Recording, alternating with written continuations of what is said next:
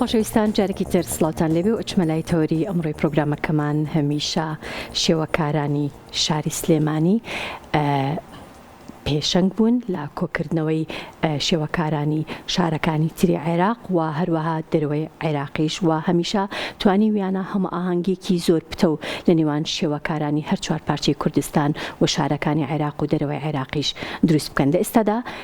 پێشانگایەک بۆ 12 شێوەکار دەکرێتەوە بە ناوی ئاسۆی هاوسۆزی کە شێوەکارانی کورد و فارس و ئەفغانستانیشی تێدایە. قسە و باسی زیاترەکەم دەربارەی پێشانگا شێوەکاریەکە لەگەڵ زۆر بەڕێزان بەختیار سەعید کابڕێزیان سەرپەرشتیاری ناوەندی حەوت ڕەنگەیە و هەروەها یادگار خەیام کابڕێزیان خۆشنووسە. بەخێر هاتن بۆ پرۆگرامی کورد سات مەگەزین.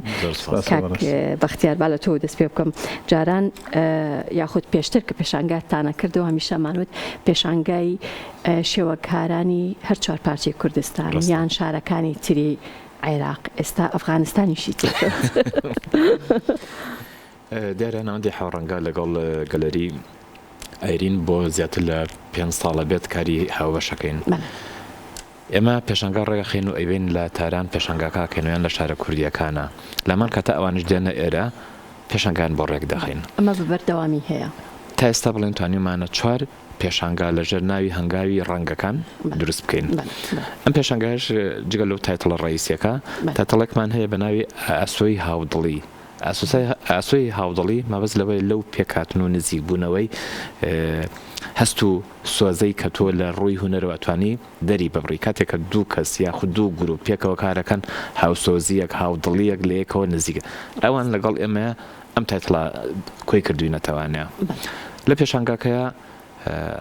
کاری خۆشنووسیتایە کاری نیگارکێشیتایە لە هەردوو بوارەکە توانم بەڵام لە ئاستێکی زۆر باڵایە هونەرمەندەکان کاریان کردووە. ئەو هونەرمەندانان کە یەکێکن لە ناوە زۆر دیارەکان هەم لە شارە کوردیەکانە هەم لە شارە جیاوازەکانی ئێرانە. بەڵێ کاک یادگار بەڕێستان خۆشنووسن چۆن بەشداریتان کردەوە بەچی بەشدار بوون؟ بەلەم شێ سڵاو دەکەم لە خزمەتەوە هاوکاران و بینەرانی پرۆگرامی تایبەتە. منەوەکو خۆشنویستم وەکو نەقاش خەتکار بڵێن کە شێوەکارێکی تقریبا تازەیە نزیک بە 50 ساڵە زۆرتر لە ئێرانە بە تایبەت سەری هەڵداوە بنەو نەقاشی خەت کە خەت دێتە ناو شێوەکاری یعنی خۆشنووسی ناو شێوەکاری ئەوان یەکە بڵێ حتممە بێت نووسراوەیەک بێت تارێک بێت و نووسرا بێت ئەو وەکو تەسویر سەیریەکرێت وەکو ویژواڵارتێک لەم پیشانگای من بەشداریم کردووە هەم لەبارەی خۆشنووسی و هەم لەبارەی نەقاشی خەتەوە. زۆر باشە. دواتر پرسیاری زیاترەکەم دەربارەی ئەو پرۆسەیە یاخود ئەو شێوازە لە هەوری شێوەکاری و هەروەها تێکەڵکردنی بە خۆشنووسی. کاک بەختیار بە چ پێوەرێک کارەکانتان هەڵبژاردووە بۆچی 12 شێوەکارتان هەڵبژارد؟ سەرکەوتنی پێشانگا مەرج نییە زۆرترین ژمارە هەبێت. کاتێک کە تۆڵی پێشانگایك 80 یان 50 یان 60 هونەرمەند بەشداری کردو مەرجی سەرکەوتنی نییە. جەروە تۆ لە پێشانگای کە توانی 2 هونەرمەند بەشداری پێ بکەیت سەرکەوتنیەکی زۆر باڵا بەدەست بێنێت. هونەرمەندەکان لەلایەن کاگوریا هاشمی کە ئەو سەرپەرشتەری گەلەریەکەی و لەگەڵ کاگیادگار پێکەوە هونەرمەندەکانیان دەستنیشان کردو ئەوان بوونەتە ئەو ڕێڕەوە کە بڵێن بتوان کێ دەستنیشانکەن. لەمان کاتا تایتڵێک نەبووە کە بێ هونەرمەندەکان لەژێر ئەم تایتڵە کار بکەن بەڵکو هەر کەسە بەو دنیابینی خۆی بەو ستایلی خۆی کاری کردووە. بەڵام ئەتوانین بڵێن بەشێکی زۆری کارەکان کە نمایش کراوە کاری سروشتن. هونەرمەندانی تر ئەوانەی کە هونەرمەندی ئەفغانین ئەوان بەچی بەشداریان کردو و چۆن؟ کاری خۆشنووسیە. ئەوان هەمویان کاری یەک کەسن بڵێن ئەوانەکە بڵێ ئێمە 5 هونەرمەندی کورد بەشداری تا کردووە یەک دانێ ئەفغانیە واتامە 6 ئەمێنێتەوە 6 تری کە بڵێن فارسن. 6 هونەرمەندی فارس لەگەڵ 5 هونەرمەندی کورد. ئەو پەیوەندیەتان چۆن دروست کرد لەگەڵ هونەرمەندێکی ئەفغانی چونکە ئەزانم کە ئێوە پێشتر کۆنتاکتان هەبوو لەگەڵ هونەرمەندانی ڕۆژهەڵات. ڕاتوە بم ئەمان پەیوەندیەکان دروست کردووە چونکە ئەمان لە ئێرانەوە پەیوەندێکی زۆر تۆکمان لەگەڵ زۆرێک لە هونەرمەندەکانی هەموو وڵاتەکانی دەور و پشتی ئێران لەمان کاتا لە سەراستی نێودەوڵەتی چونکە لە ئێرانە ئێستا لایەنێکی زۆر باشی بواری هەم پەیوەندی هونەری لەگەڵ گەلەریە نێودەوڵەتیەکانە لە هەمان کاتە لەگەڵ هونەرمەند و مۆزەخانەکانە هەیەە بۆ نمونە لە تارانە ساڵانە 3 جار مەزادی فرۆشتنی کاری هونەری هەیە کە ئێمە لە باشوور تا ئێستا نیمانە واتە کارکردنەکان لەسەر ئەستێکی نێودەوڵەتی و بەرفراوانایە. زۆر باشە کاک یادگار باست لەوە کرد کە تێکەڵکردنی خۆشنووسی لەگەڵ تابلۆیەکی شێوەکاری کامیان چیرۆکەکە دەستنیشانەکەن یاخود کامیان بابەتەکە دەستنیشانەکەن تابلۆکە تێکستەکە دەستنیشانەکە یاخود تێکستەکە بێتە هۆی دروستبوونی تابلۆیەکی شێوەکاری. بەڵام شتێک پێم خۆش بوو نەختێ بتوێن لەسەر ئەو ناوی پیشانگەکە کە ئاسۆی هاودڵیە هونەرکاری ئەمەتە. هونەر ئەگەر نەتوانێت مرۆڤەکان پێک و نزیک بکات و جیا لە هەر جیاوازیە کە هەستە بیر و باوەڕا لە مەرزە سیاسیەکانە هیچ کارێکی نەکرد و کاری هونەر و فەرهەنگ ئەوەیە کە ئینسانەکان پێکەوە نزیک بکاتەوە مرۆڤەکان و حدودێک ناناسێت. ئەوەی کە هونەرمەندێک لە کام وڵاتە بێت من بە ئیتمینانەوە قسەکەم بە یەقینەوە کە دەنگێکە بەڕێستان لە هونەرمەندێکی بێسن بیر ناکەنە خەڵکی کوێ زمانی چییە چوە هونەرەکە مەرزەکان لە ئەبات و قسە لە جوانی و قسە لە مهرەبانی درۆڤانیەکە. ئەو برادرانیش کە لە ئەفغانستان و شرکەتی بەشداریان کردووە وەکو خۆشنویسەمە ئەمان ناسین بەڵام ئەو شتە ئەمادە نەکرابوو کە بتوانن کارەکانیان بێرن پیشانگایەک تابن لە تەرەن زووتر و کارە کرابوو پێشمان خۆش بوو کە لە کوردستانیشان شێوەکارانە پیشان بدرێت ئەم خۆشنووسیانە کە نەک فقط مەطلبێک نووسرا بێت چون کای جوان نووسراوە بڵێ مەسەن شعرێک مەسرایەک دێڕێک نووسرا بێت بە جوانیەکەی هەرەوە پیشاندات نە بەڵکە خەتەکە هاتووە وەختی سێریەکەی وەکو شێوەکاری زۆرتر ئەیبینی وەکو نەقش و نگارێ بینی نەوەکو خۆشنووسی چەند کارێکی چەند دەفێ دیم لێرە یەکێ لەو کارەکە پیشانیاندا خەتی کوفیە بەڵێ ئافرین خەتی کوفی یا لەناو بەنایەکانە زۆرتر استفادە دەکرێت یا لە کتێبهایەکی قورآنی قەدیمیە بەڵام سێریەکەی بەلەوە نەقشە بینی بەلەوە شێوەکاریە بینی دوای بیر بکەیتەوە کەمە خەتی شاتوتە ناو کارەکەەوە ئەو کارەکە لێرە ئیسەدلیمان کار ئاغێنیک محەممەد مسمەندە لە خەتاتە باشەکانی هەرات کە لەم پیشانگای بەشداری کردو ئەوەی کە فەرموتان کامیان کاریگەرە ئایا تابلۆکەی نووسراوە کە هەڵەبژێری یان نووسراوەکە بەر لە هەموو شتە بیرەکەیە ئەو بۆ چوونەیە وەکو شاعرێک گەرەکی بێت بەڵێ ئەمە شتێکی کە بەڕێستان وەختی سەیرەکەن کەمتر خەتە بینی زۆرتر نەقشە بینی فرەتریشی لە بۆعدی گرافیک و زۆر لە گرافیکە بەڵێ شاعرێک بێ شعرە بڵێت بیر ناکاتەوە کە وشەکان چۆن بێت بیرەکەیە کە تاینێکا کە چییە ئەشێت وشەکان چۆن بن چۆن لە پاڵیەکە دانیشتن و ئاخری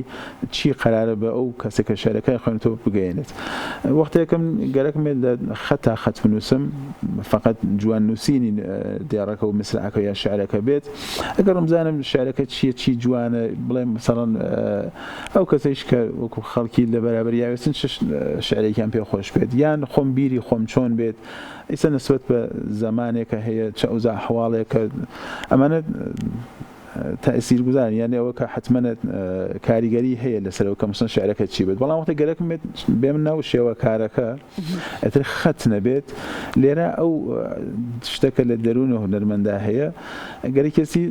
بە شێوەکارێک پیشانی بدات کە لە عنسوری خەت کاڵکوەرە بگرێت هەروە کە لە نەقاشیە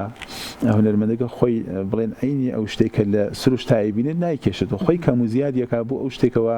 لە دەرونیە لە بیرە هەیەتیەوە پێخۆشە پیشانی بدات لێرەتر خۆشنویسی وەکو حروف نییە کە بە شوێن مانای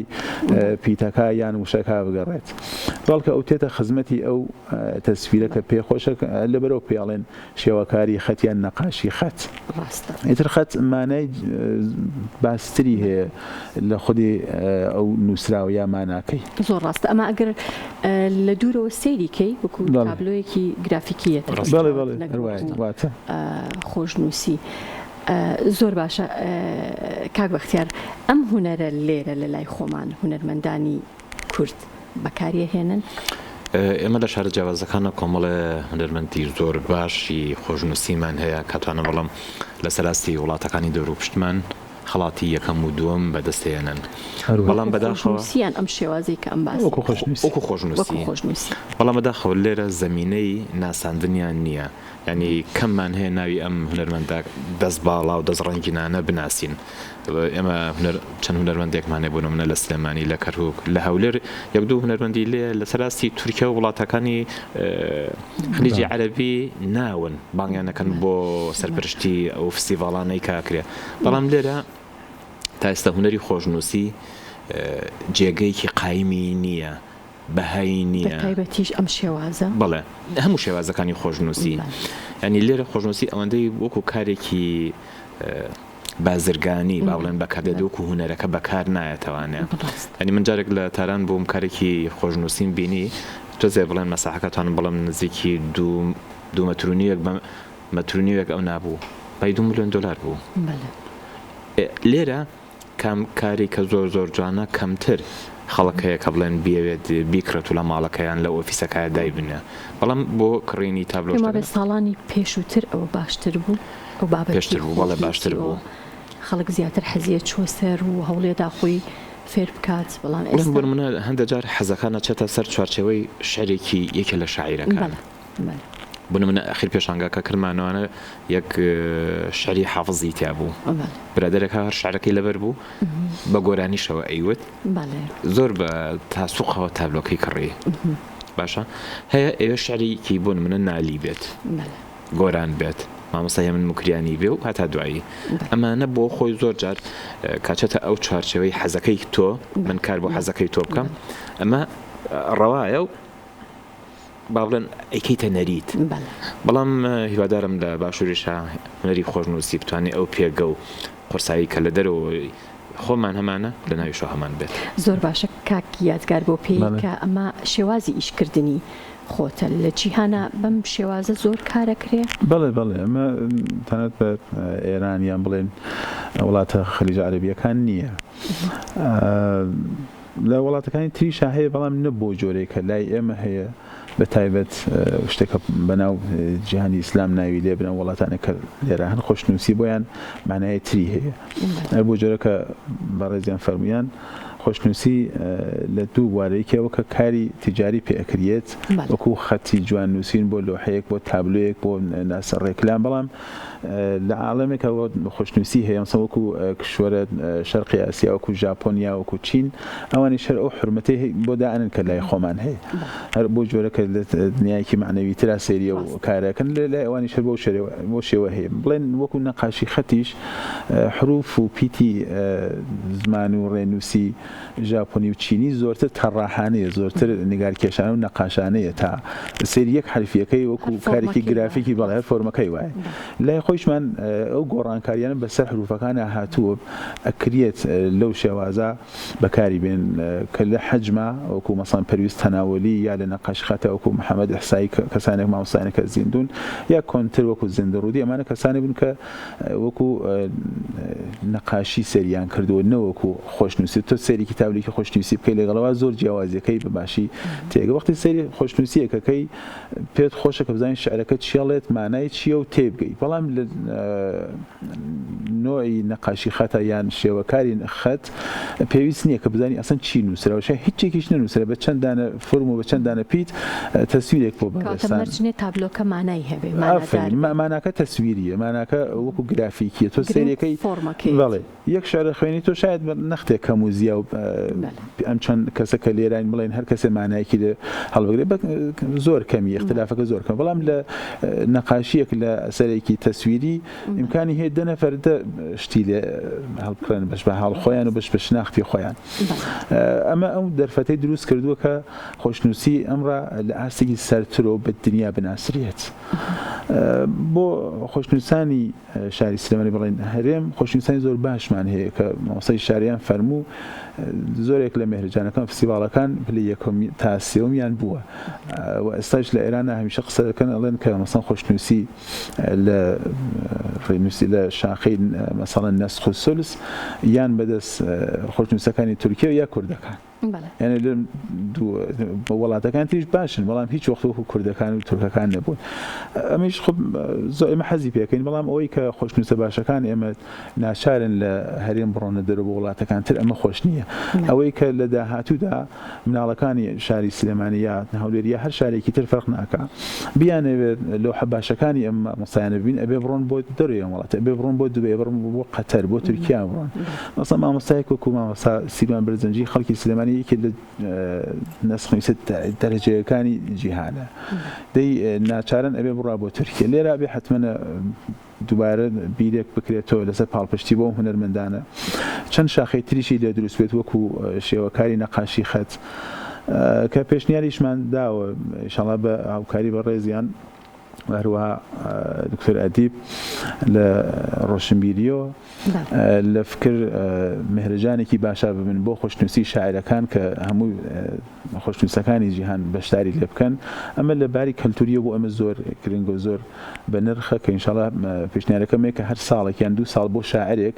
هەمووی ئەو شعرانە بنووسرێت پیشانگای باشی پێنیشان بدرێت ئەو وەختە کتێبی لەسەر چاپ بکرێت داخوازیشم لە خۆشنووسانی هەرێمەوەیە کە اکتفا نەکەن بەم پیشانگایە کە ئێمە فەرق ناکەم بۆ هەر شوێنێک بێت خاک هەمووی مرۆڤەکان و فەرق ناکە بەتاوێت منێکیش کە کوردم سلێمانێک و شار خۆم نەزانم اکتفا نەکەن بەمە خۆشیان پیشانگا دابن کە خەڵکیش فرەتر هاتوو چوو بکەن بەتایبەت لە مەکتەبەکان تشجیعیانەکە بۆ ئەوی کە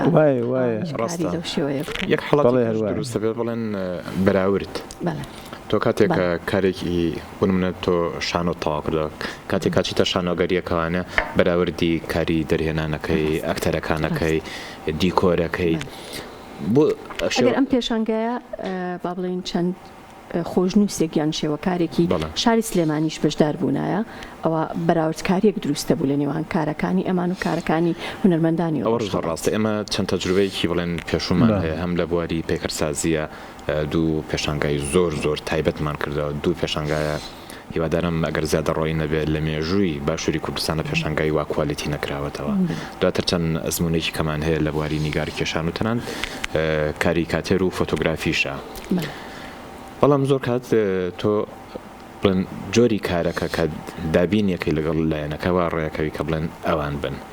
تۆ ببە بەبینەر تۆ کاتێک لە بواری خۆشنووسی یاخود نیگارکێشیە کارەکەی بنمونە لە ناو نیگارکێشیشە سروش دەکەیت لە چاوی خۆتایی بەراوردی ئەو هونەرمەندە بەشداربووەکەیت بە چ تەکنیکێ کاری کردووە ماتریاڵەکەی چی بووە لە چیەوە توانێتی ئەو وردەکاریەی کە هەیە وای لێ بکات تابلۆیەک ببێتە جێی زۆرترین سەرنجی بینەرەکان یەکێک لەو تابلوانەی کە لە ناو پێشانگەکە هێنا تابلۆیەکی تۆزە لە ڕووی ئەندازەوە گەورەیە کەم کەس هەبووە کە بەعجابەوە چەند جار نزیک نەکەێتەوە لە تابلۆکە بۆی وردەکارێک و دوورکەوێتەوە پرسیاری نرخەکەیەکە نەمە بای چەنە کەوتەم تابلۆی توانیوێتی بەشێکی زۆر خەڵک ڕاکێشە 1-2 تابلۆیت هەیە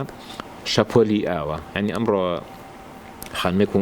هاوسەرەکەی هاتەون بەیەکەوە هێتی گوێم لە دەنگی ئاوەکە هەیە کەواتە ئەم هونەرمەندە توانیوێتی نزیک بێتەوە لە دڵ و ئێحساسی تۆ ئەمە کاتێک هونەرمەندێکی لای خۆمان ئەیبینێت ئەویش هەوڵەیات ئەوە ببێتە هەندەر بووی ئەویش بگاتە ئەو ئەستا زۆر باشە ئەم پێماوێ ئەم کارە بوو ئەوەی کە باست ئەوەی تایە بڵێ کاگیادگار کارەکانی خۆتت نەبینیەوە لێرە نام کارەکان من یەکێکی خۆشنووسی بوو یەکیش 4 کاریشی بە قەڵەمێک کارکراوە کە یەکەم جارە لە جیهان شتی وا کارکراوە یەکێ لە تابلۆکان زۆر گەورەتر و پێمان نەکرا بیێنین بە قەڵەمێکە کە دەمی قەڵەمەکە 2 متر 45 سانتە کارەکە کارێکی ئابسترێ ناتوم وشەیە کار بکەم وەکو یەک گۆشەی بچووک لە پیتێکم هەڵبژاردووە فۆرمەکان چوونەتە پاڵێک زۆرتر فەزایەکی ئابستر و گرافیکیان دروست کردووە کە هەڵەگەڕێتە بۆ ئەو بەسەرچوای کەم هەر کەسێک لە منداڵیەوە بۆ خۆیەتی لەو تەسویرانە هەسیات دەنگەکان بڕێجار تەرجمەکرێتەوە یان وەرگێڕانی ئەبێ بە تەسویر ئەبێ بە شکڵێک لەو بابەتا بۆ زۆرتر ئێستا ئەگەر بتوانین خوێندنەوەیەکی خێرا بۆ ئەم کارە بکەین کاک بەختیار ئەزمونێکی دەوڵەمەنە ئەزمونێکە کاکرێ هەموو ئەوانی کە لەو دوو بوارە خۆشنووسی و نیگارکێشیشە کارەکەن سودمەند بن لێی لەمان کاتە ئەکرێت دەرگایەک بێ بۆ دروستکردنی پەیوەندی لەگەڵ ئەم هونەرمەندانە دوجار تۆ تاکو و دوات ساتەکانی تەمەنە تۆر خوێندکاریت هەرە بێ فێربیت